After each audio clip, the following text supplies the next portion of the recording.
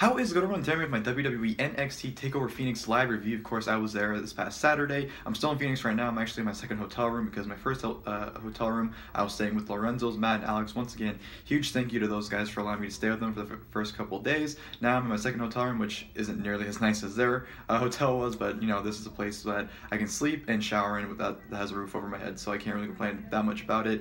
But yeah, NXT TakeOver Phoenix, like I said, 10 minutes live this Saturday. I don't have my ticket with me because it's in my suitcase, and I don't feel like, you know, digging through it to take it out just to show you guys. But I was there, and I thought it was a great show. I definitely thought it was a great takeover.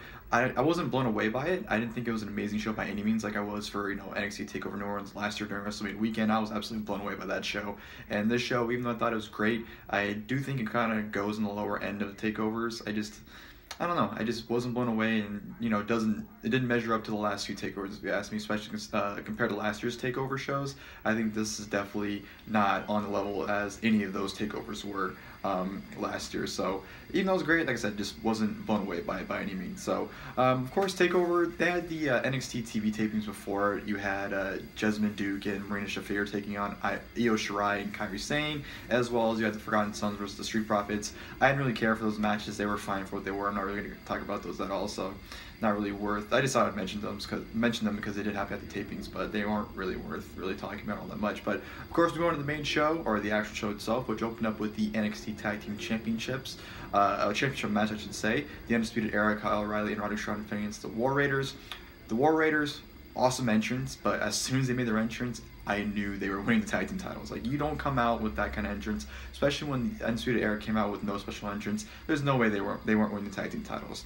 And I thought this was an awesome opener. I had a lot of fun with it. You know, right from the get-go was non-stop action with, you know, Undisputed Era attacking War Raiders. There was a lot of great spots this match. Roddy just I don't think he deadlifted. Did he deadlift one of them? Maybe he did, but Roddy just showcasing his freaky Roddy strength in this match is absolutely awesome. Hansen took a nasty dive to the outside, which was an awesome spot. He just absolutely ate shit. There were a ton of near falls. There were just a lot of great spots, and it was very fast paced. I mean, the match wasn't slow at all. It was just non-stop action from bell to bell, and it was a hell of an opener. I thought it was a great tag team match. One of the, you know, Roddy and Kyle just have tremendous tag team title matches on these takeovers, and this is definitely one of the better ones as well. So it's a tremendous match, and the ending was great as well. War Raiders, of course, winning the NXT Tag Team titles after hitting their finish on Roderick Strong to win the NXT Tag Team titles. The crowd was red hot for it. I felt like the crowd, the entire match, was making noise, and they were just super into it, and I was super into the match as well. So, fantastic opening match. Really enjoyed it. War Raiders won the Tag Team titles, which I didn't mind because, you know, Undisputed Era have been Tag Team champions almost essentially for over a year. I know Mustache Mountain had him for 2 days, but it's like, come on, who's going to really care about 2-day title reigns? But yeah, I thought it was the right move because, like I said, what other tag team really is there for Undisputed Era to face and lose the tag team titles to at this point? Not going to be the Street Profits, not going to be the Forgotten Sons, you know. So War Raiders definitely were the right choice in my opinion, and it was an awesome match and a great moment for them. So congratulations to them, and awesome match. And then from there, I'm going to Matt Riddle taking on Kassius Ohno. This match was disappointing. I was really excited for this, and you know, even going into it, I was telling people, do not sleep on this match. This match could potentially steal the show, and unfortunately it didn't. You know, it was a short match, so it was only like, what, 10 or so minutes. It was very short, it felt like, and I do dig the story they were telling. You know, Kassius Ohno was really laying his shit in, especially that kick to the face where he just absolutely eviscerated Riddle's jaw, and then Riddle just had that comeback where he just started beating the shit out of Ohno, and you know, they did a spot where, and I absolutely loved the spot too, where Riddle went for like the sun flip powerbomb to the outside, but Kassius Ohno, being the smart man that he is, took the ring apron and put it over Riddle's face, started stomping his face, and I thought that was an awesome spot right there. And then Riddle, of course, had his fiery comeback where he just, you know, had that look in his face and his eyes where he just wanted to beat the shit out of Ohno, beat up Ohno, but then Ohno actually bit Riddle's foot at one point, which was just absolutely disgusting. The crowd started chanting, "You sick fuck." And then, of course, the finish came with, you know, Riddle just laying in the elbows on Kassius Ohno, and Kassius Ohno actually tapped out like 10 seconds before the bell rang because the referee wasn't in position. Ohno tapped, and then, of course, Riddle like moved him in position for the referee to see him tapping, and then, of course, you know, the referee rang for the bell. So Riddle defeats Kassius Ohno via submission after just beating the fuck out of him with elbows. I didn't mind the finish. I saw some people that didn't like it, but to me, you know, it was just that Riddle's elbows were just so vicious to the point where, you know, Ohno couldn't take it. He had to quit because he couldn't take them. And I know some people are saying that, well, Ohno should have just passed out then, ring the bell. They've done the pass out thing too many times, and Ohno's definitely not a guy that they try to protect in that aspect. So I don't mind that they did do that. But the match itself was good. Like I said, just very, you know, disappointing and underwhelming. And, you know, especially after that opener, and just the crowd really wasn't into it. I was really not into the match at all either. I tried to be, you know, even when Riddle came out, he didn't really get that massive pop that I thought he would have. I just think because the crowd was just so tired from that tremendous opening match that, you know, it was hard to be into that match as well. But it was good, but like I said, it was just underwhelming and just not as good as I was hoping it to be. From there, we go to the NXT North American Championship match.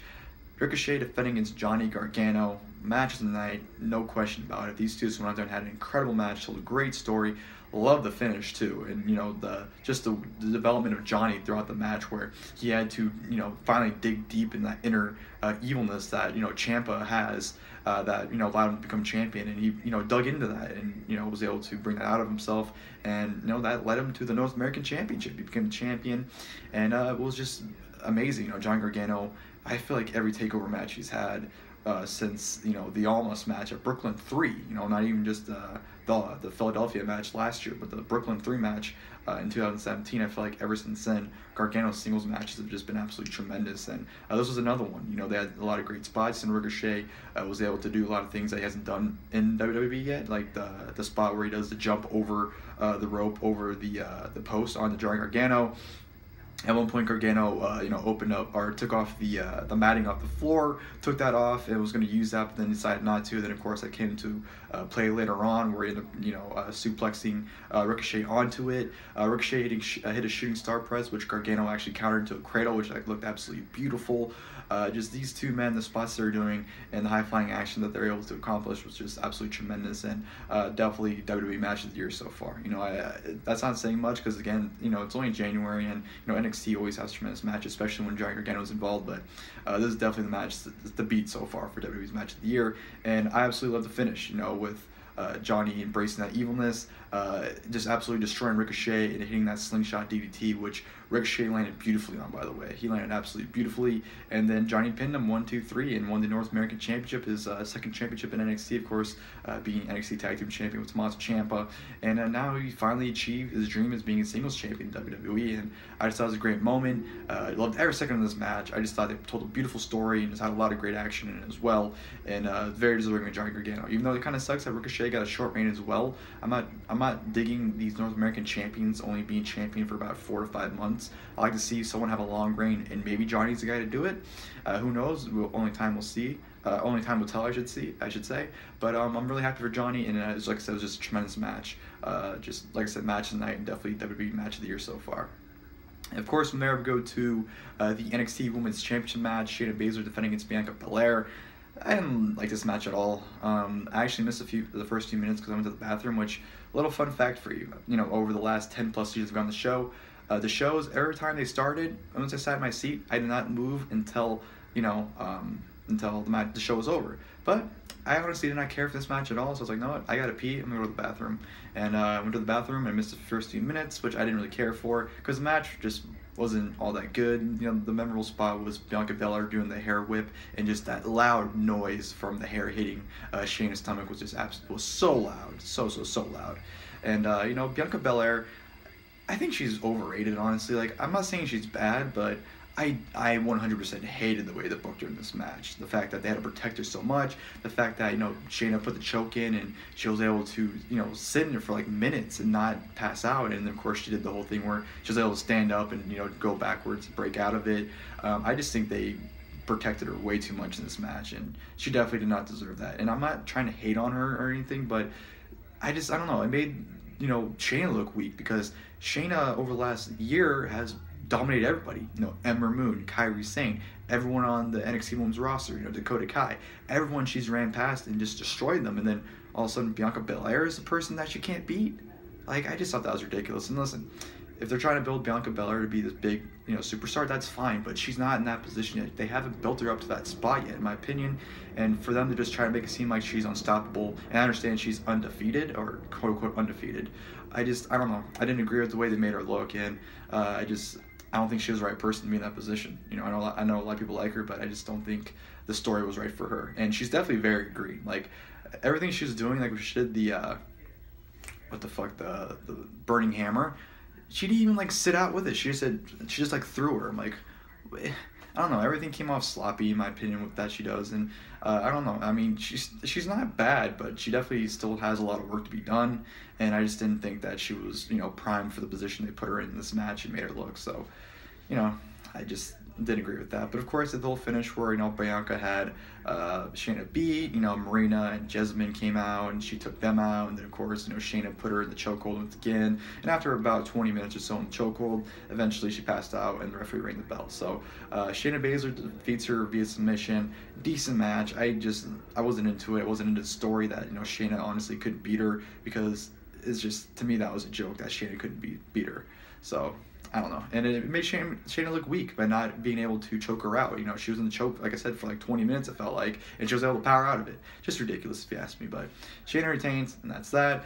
And then, of course, before we go to the main event, they did, show some backstage stuff, like Velveteen Dream showing up, him at ringside, Pete Dunne and Tony Storm at ringside as well. So I just thought I'd mention those real quick. But no new signing in the crowd or anything like that, which I was a little disappointed by. But at the same time, I know they have a new class, and they probably want to wait till the new class to announce guys, but they could have put, Trevor Lee there or someone else, one of the big names that are coming in pretty soon. So I don't know. I didn't mind that they didn't have someone, but at the same time, I would have wished they would have put someone there. But then we go to the main event, which was the NXT Championship Match. Of course, Tommaso Ciampa defending against Aleister Black. This was a great match as well. I don't think it was as good as their match when Ciampa won the championship from Aleister Black. I thought that was a better match, but I thought the story here was good, especially with the knee. When Ciampa started working on Aleister Black's knee, and of course that would come into play to the finish. Aleister Black looked great, Ciampa looked great, penalty to seal tactics. Absolutely loved the spot where Ciampa rolled him up into the ropes, into the draping DDT, into his finish. I thought that was absolutely beautiful, and that 100% should have been the finish. I didn't like that Aleister Black kicked out of it. I thought that was just beautifully done, and definitely should have been the finish, but, it's fine that it wasn't. And then, Aleister Black, the finish was Aleister Black trying to go for Black Mass. He kicked Ciampa, went for Black Mass. His leg gave out. Ciampa hit his finish, 1, 2, 3, and Ciampa beat Black to retain the championship. And one complaint I do have about the match is the fact that I think Ciampa hit his finisher, 3 or 4 times, put Black away. I don't know, in NXT, the finishers are usually protected. I mean, if anything, they'll kick out of one of them, but, it's usually no more than 2. You usually take 2 finishes and put someone away, and in this match, it took Ciampa, 3 or 4 finishes to put Black away. And I understand they want to protect Black, but I didn't think it needed to be done in that aspect, that Ciampa had to do his finish so many times to beat him. So it is what it is. Great match, like I said. I love the story with the leg that, Aleister Black's selling was great. Especially afterwards as well, and just thought it was a great match and definitely a great way to end TakeOver. And of course afterwards, Ciampa on the stage, Gargano came out to celebrate with them. They both held their championships up, looking, kind of like Gargano looking at Ciampa saying, you know what, I embraced the darkness, and I see what you see, and we're both champions now. And that's how they ended the show on the network. But after that, Velveteen Dream actually came out, and his music played and everything. He came out, then Adam Cole came out, and then Aleister Black ran up to the stage, and then Ricochet came out, and they all had a huge 6-man brawl that went to the backstage area. The brawl ensured the backstage area, and then Triple H had to come out and break it up. And I was just so confused because, first off, I didn't know they cut off the show after Gargano and Ciampa held the titles up, so I thought everything aired. And I was just so confused, why is this big 6-man brawl happening? And of course, the first thing I thought of was, it's got to be a 6-man tag, right? It's got to be Black, Dream, and Ricochet taking on Gargano, Ciampa, and Cole. That was the most logical thing when I saw that brawl, but at the same time, it's well, they're not going to say that for the next TakeOver, and I highly doubt they're going to do it the next tapings. And it all ended up being for a halftime heat match.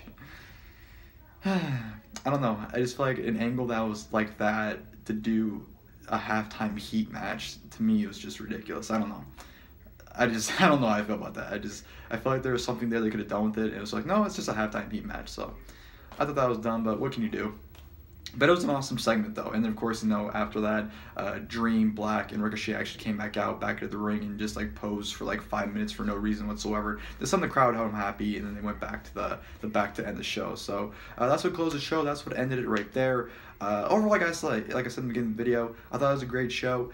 Don't think it was as good as, you know, as the level as most takeovers. I definitely think it goes on the lower, I don't want to say lower like the last few takeovers, but I definitely say it's like in the, if I had to rank all the takeovers from, you know, top to bottom, I'd probably say it probably fares in the middle in terms of like the best to the worst. Like I said, it was a great show, but it just did not blow me away. And, you know, there really wasn't anything must-see. I mean, the Ricochet Gargano match is must-see, but besides that, you can just watch that match and not really have to watch the rest of the show. I mean, I'd recommend it. The opening match is fantastic. The main event was great, but you don't have to see those. Those aren't must-see matches. Those are just great matches you can see if you want to watch them. But yeah, still had a hell of a time. Thought it was a great show, and I really enjoyed it. And I hope you guys enjoyed the video. If you guys did, please like below. Later on, of course, I'll be doing my WWE Royal Rumble 2019 live review as well, so stay tuned for that. But until then, I'll see you guys, and thank you guys for watching the video.